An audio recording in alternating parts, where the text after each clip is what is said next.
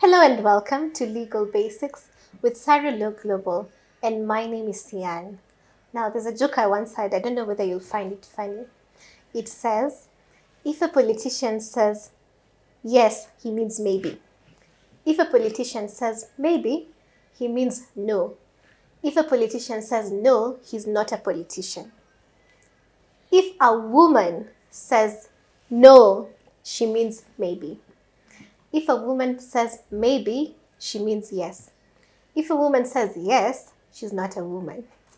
I don't know how true that is because I'm the kind of woman who says yes and no when I mean yes or no. But it just tells you how people view the world and how people are.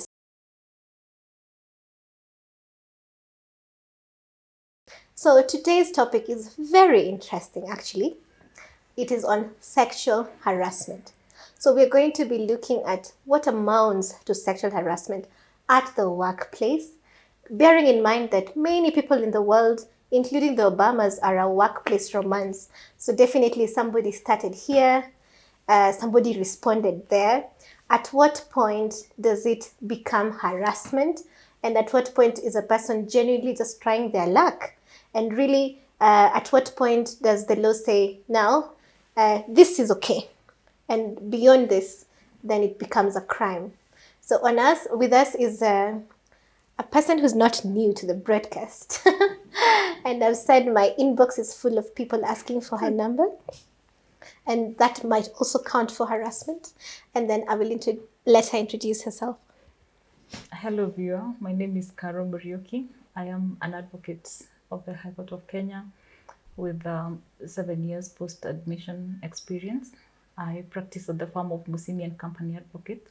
Thank you for having me. Karibu sana. So Carol, please define for us, what is sexual harassment?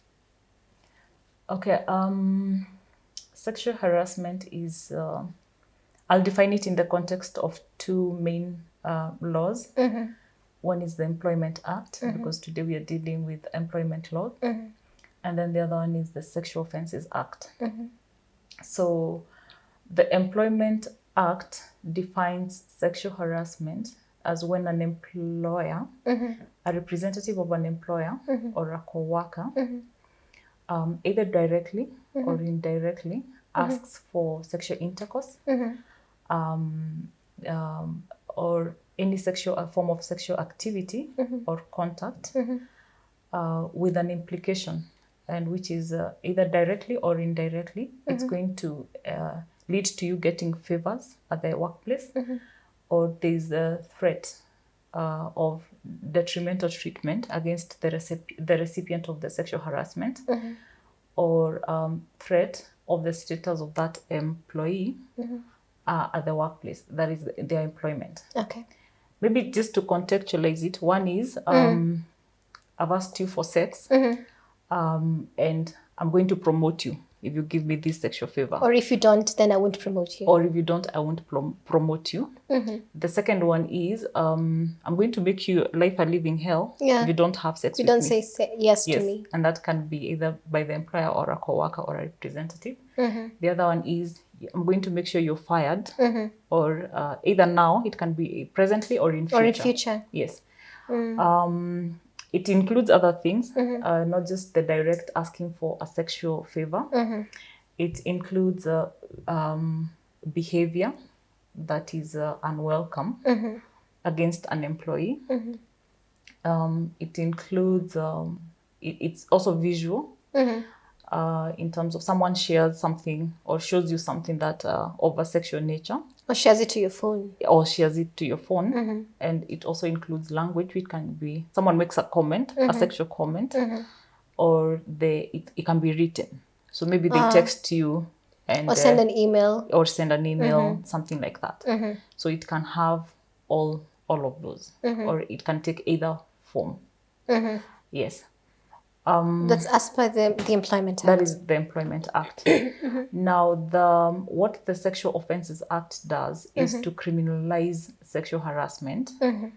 And it also includes. It actually provides for that sexual harassment. Mm-hmm. Can be perpetrated by a person in authority, or a person holding a public office.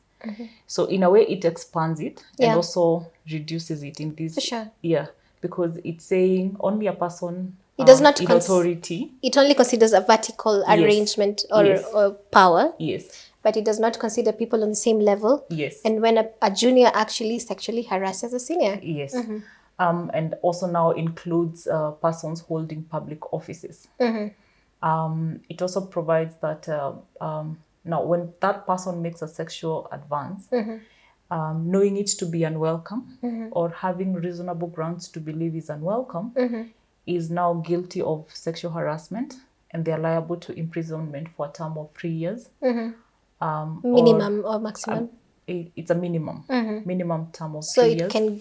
it can be beyond that. Yeah, it can go higher than 3 years.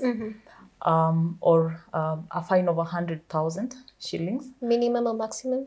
It doesn't provide. It just provides for a fine of okay. of 100,000 or both.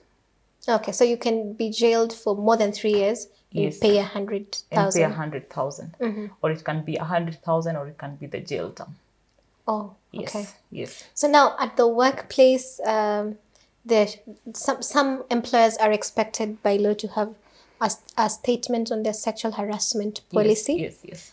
Please just take us through, first of all, which kind of employer is expected to have this kind of policy, and then what should that policy statement contain? Okay, so the Employment Act provides that where an employer has 20 or more employees, then they are required to have a sexual harassment policy. And what should that now policy contain?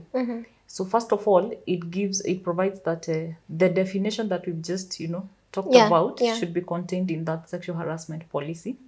That is one.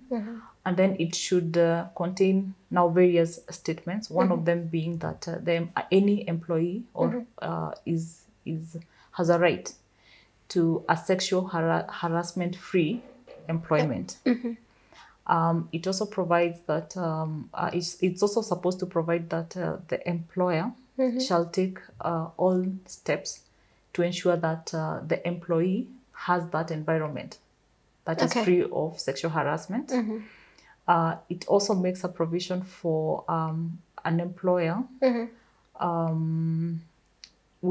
It provides that now it provides for a statement that an employer will take disciplinary action against any person who sexually harasses another employee.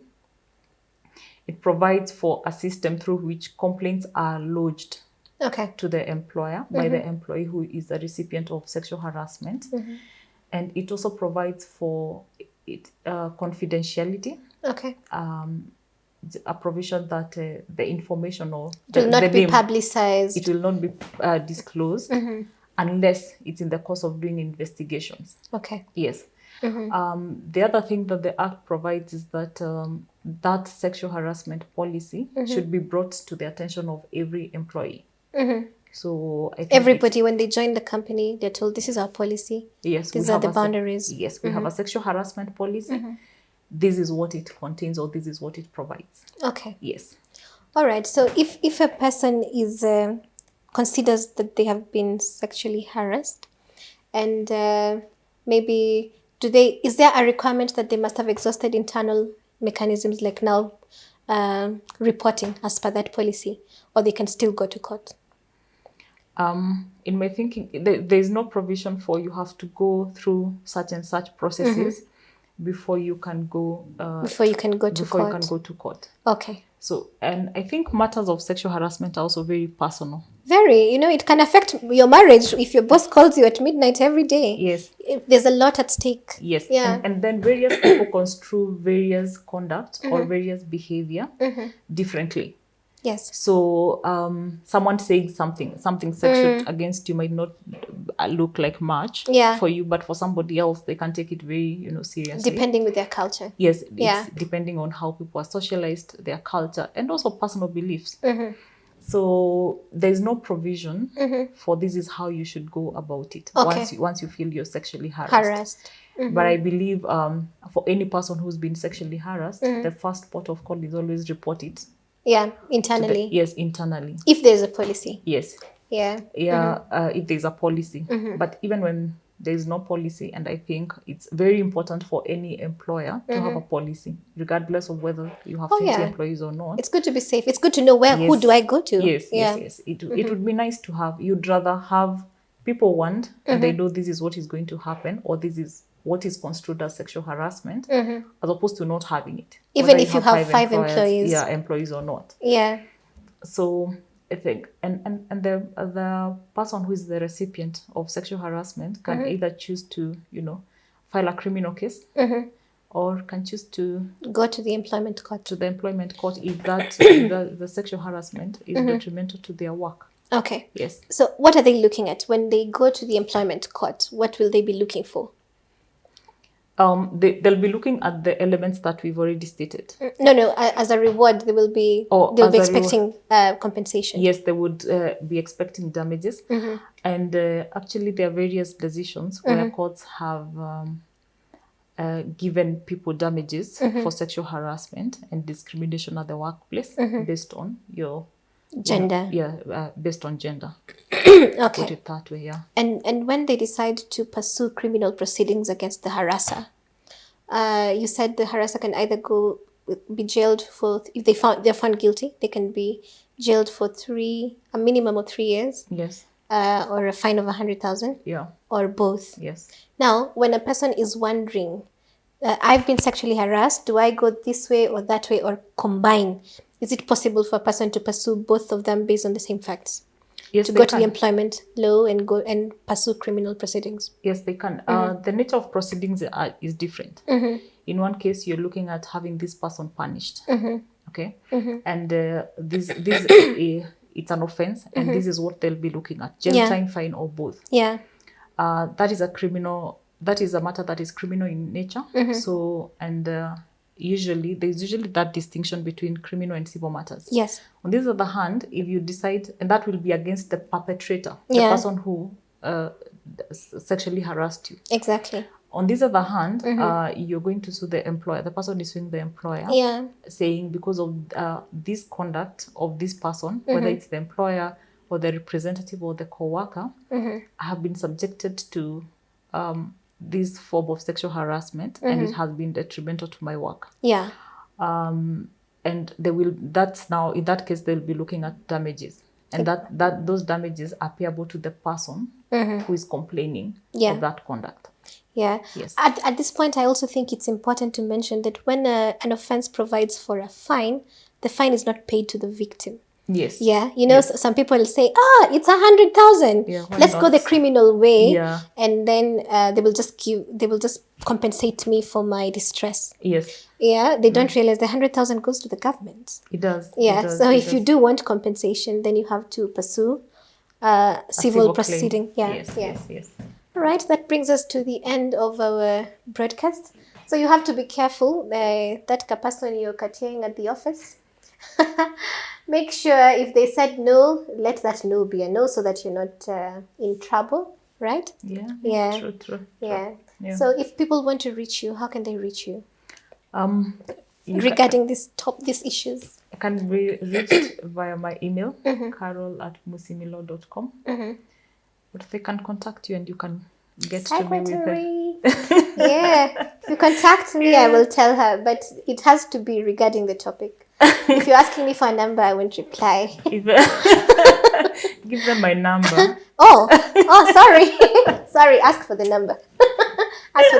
So sorry. All right, you can contact me at info@cyroglobal.com. That's info@cyroglobal.com. Or you can also contact us through our old Gmail address, that is cyroglobal@gmail.com. You can also give us your compliments. You can also give us your suggestions about the topics that you want us to cover, or anything that you feel was not sufficiently clarified. We would like to give our thanks to Mushiri Frames, who's the videography crew that is taking care of all this great camera work. They're going to display their address on the screen. And also we would like to say thanks to J. Ojuma Advocates, who have facilitated the shooting of season 2 of the Employment Law series. Bye-bye and take care of yourselves.